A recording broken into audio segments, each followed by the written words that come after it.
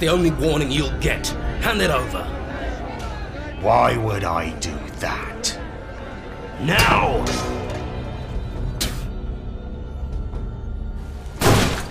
We've just seen the very first demo of Risen 2, the new RPG, Pirates setting and all of that. Could you tell us a little bit about what lessons you learned from the first game going into the development of the sequel?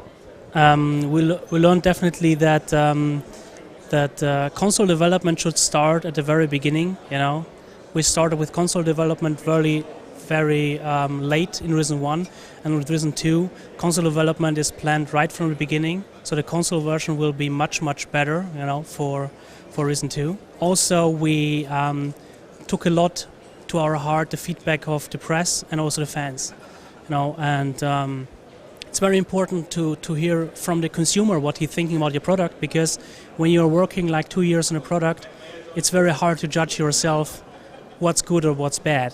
You know? So it's always important to get the feedback, and we completely, from our point of view, work the feedback into Risen 2.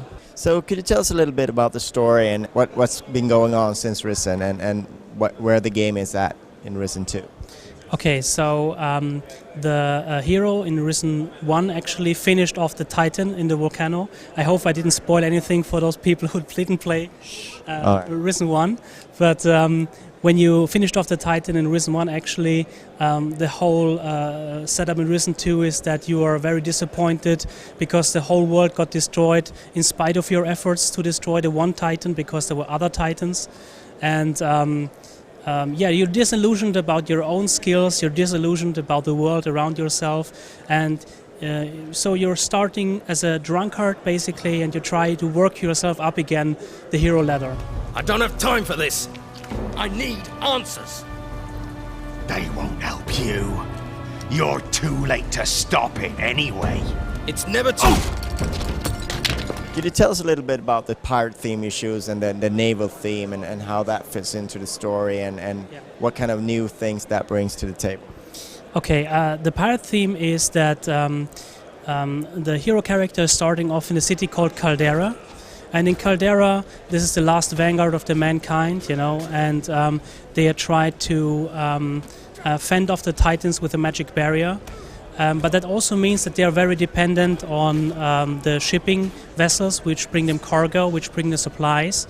And the first task of the hero is to ensure that those supplies are reaching the city.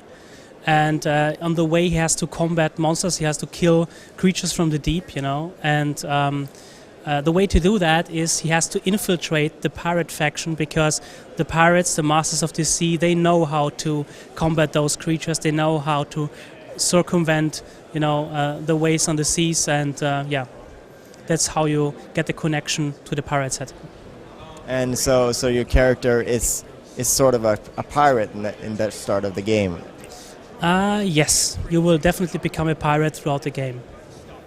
And that, of course, also brings us to guns and things like that, perhaps not traditionally found in a lot of RPGs. Absolutely, yes. We are now moving away a little bit from the old bow and arrow thing, you know, fantasy RPG thing. We're moving to muskets, rifles, shotguns, dual pistols, the whole arsenal one would expect from a pirate world. You can even fire cannons on occasions. So, everything a pirate fan would expect from the game.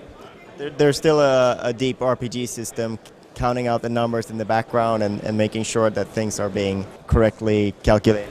Absolutely, yeah. What you're having is you have a faction-based system basically, where every decision you take will have an implication on the game you're getting basically. So the game character is more or less an empty vessel which gets filled with your gameplay.